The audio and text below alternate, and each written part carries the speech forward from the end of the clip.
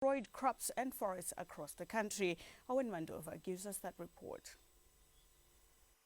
Government is concerned with the raging wildfires which continue to claim lives, destroy property, crops and huge tracts of forest. In a post-cabinet media briefing in Harare this Tuesday, Information, Publicity and Broadcasting Services Minister Senator Monica Muchangwa revealed that government has activated the Civil Protection Unit to deal with the wildfires menace. The Civil Protection Unit has been activated to assist the bereaved families. The responsible minister will issue a statement to how those will be assisted. Further to date, 5 wheat fields of about 200 hectares have been burned by wildfires, and that's this week. Farmers are encouraged to have the requisite fire guards around their farms, and the public is also urged to desist from unnecessarily starting fires as they have grave consequences on human life and property. Cabinet also received a concept paper on the theme and activities to mark the Anti-Sanctions Solidarity Day on the 25th of this month.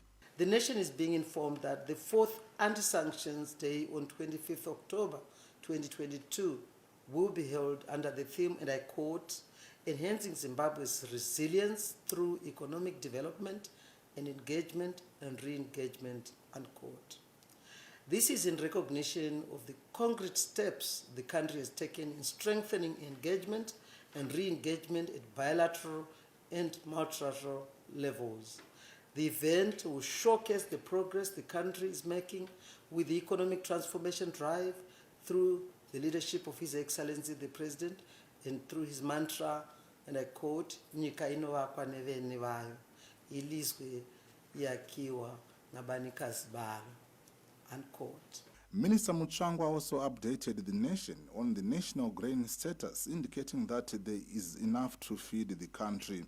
The nation is being informed that the Grain Marketing Board, that's GMB, the stocks stands as at 9 October 2022 at 557,476 metric tons, comprising of 482,078 metric tons of maize and 75,398 metric tons of traditional grains.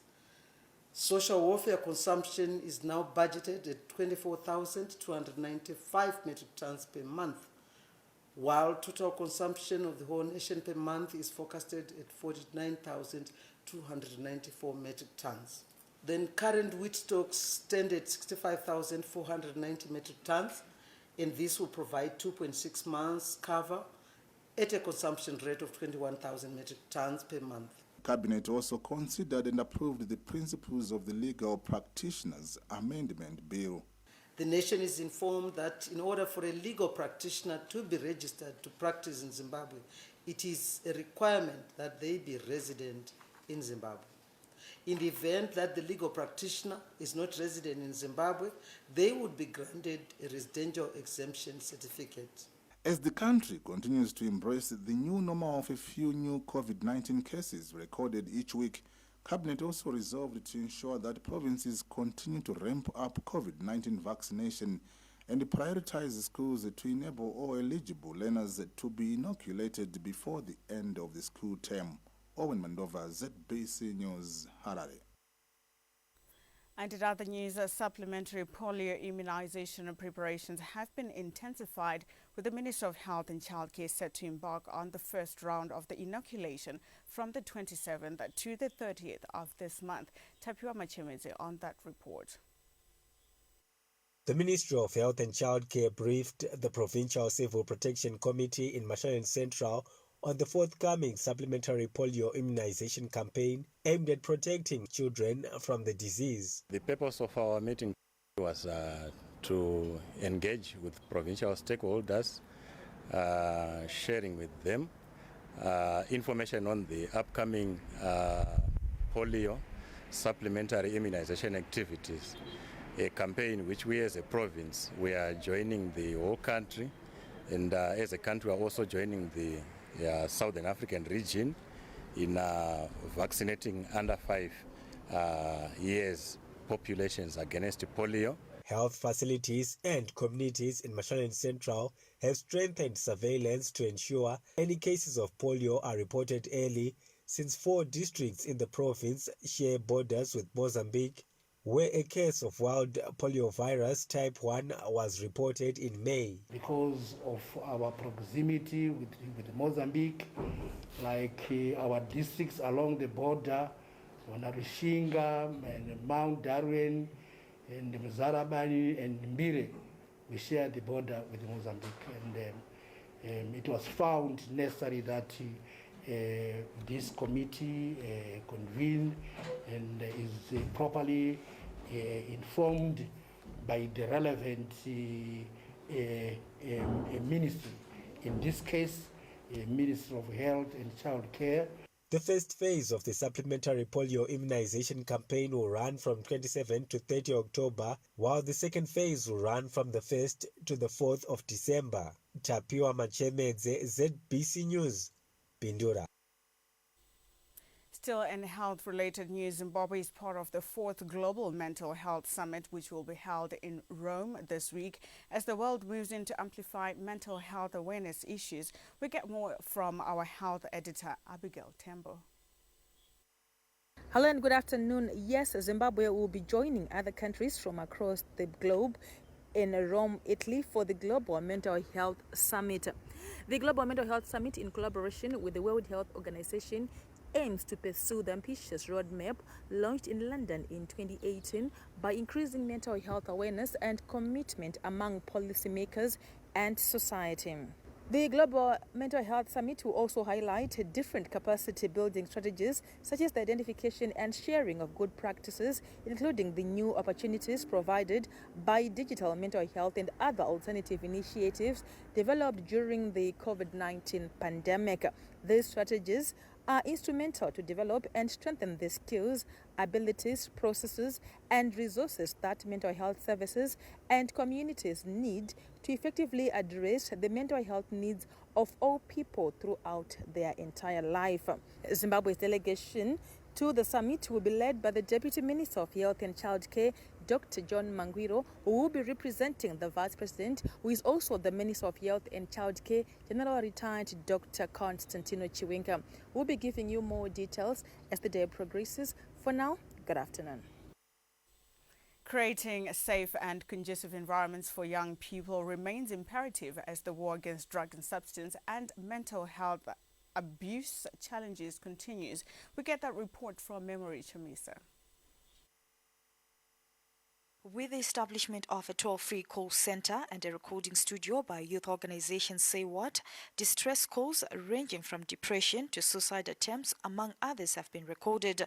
The organization, together with Zimbabwe National AIDS Council, have come up with initiatives to educate young adults on issues of sexual reproductive health and dangers of promiscuity. So 577 basically ensures that all the youth around Zimbabwe have access to services. This facility, it operates 24/7. You can actually call us during the night and we ensure that you get the service. We're still trying to figure out how we can package interventions to address the issues of relationships, mjolo. Say What head of programs, Mr. Obert Manyeza, underscored the importance of creating safe spaces for youth to assist them to reach their full potential. We have been able to generate content for the young people by the young people, which we are sharing on all our platforms.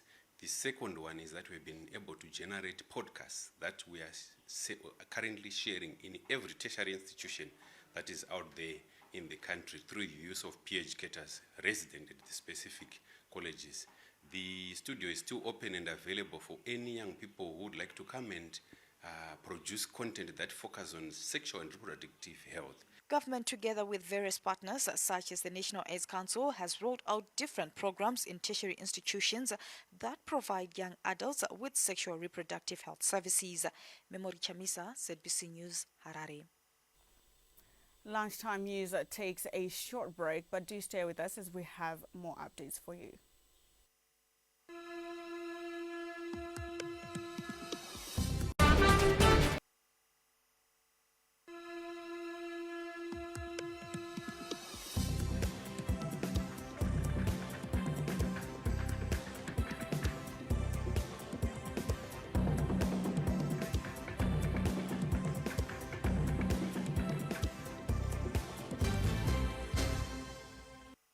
It is a good afternoon to you once again and welcome back to Lunchtime News. Now, as we continue with our bulletin, stock theft cases have declined countrywide to 3,200 from 4,000 as the Zimbabwe Republic Police ZRP intensifies anti-stock theft reports. Reductions in stock theft cases have been commended by livestock farmers in Lotito, Mount Darwin, at a time more arrests are being effected through combined community and police collaboration. Vanhu vakuziva kuti kubata chinhu chemunhu zvinosungisa ende pachezvawo hana dzavo dzaakurova nekuti zvipfuwo zvedu zvanga zvapera. I'm one of my farmers akashaya zvinhu zvavo, ndakashaya mombe dzangu, ndakashaya mbudzi dzangu. Saka zvatibatsira nenyaya yekuti vanhu vakuziva kuti chinhu ichi chapindirwa nevakuru. Mapurisa toda kushanda pabodzi kuitira pfuma yedu tinayo kuti isawane anoburitsa. Statistics from the Zimbabwe Republic Police ZRP indicate national stock theft cases fell 21% to 3,214 cases between January and September, compared to 4,063 during the same period last year. Mashonaland Central Province also recorded a 29% stock theft decline during the same period. The launch has come at a time when there is rampant stock theft in the country. Livestock is an important economic pillar towards the achievement of National Development Strategy 1, that is NDS 1, and specifically a government priority on food security and nutrition. The ZRP has urged farmers to brand and ear-tag livestock to improve identification, strict adherence to regulations governing the meat industry, and to timelessly report cases of stolen cattle. Tapiwa Machemedze, ZBC News, Mount Darwin. Still in crime-related news, 4 suspects have been arrested in Macheke in connection with the theft of 29 cattle worth 22,000 United States dollars. The arrest of the 4 suspected cattle rustlers led to the recovery of 22 cattle belonging to Headlands farmer Tendai Jura of Moira Bee Farm this Monday. Zimbabwe Republic Police National Spokesperson, Assistant Commissioner Paul Nyati, confirmed the arrest of the suspects and appealed to farm owners to conduct background checks before employing workers. The suspects, 37-year-old Tendai Soshe Kudakwashe Kotli, aged 34, 32-year-old Tione Chisi, and a 15-year-old juvenile who was employed as a herdman at the farm, connived to steal 13 cattle on the 9th of September and kept them at a farm in Macheke where they started selling. That was today's Lunchtime Bulletin. Thank you for joining us. My name is Nicole Jamu, and on the sign language, it is Abigail Magwenzi. Till next time, enjoy the rest of your programming.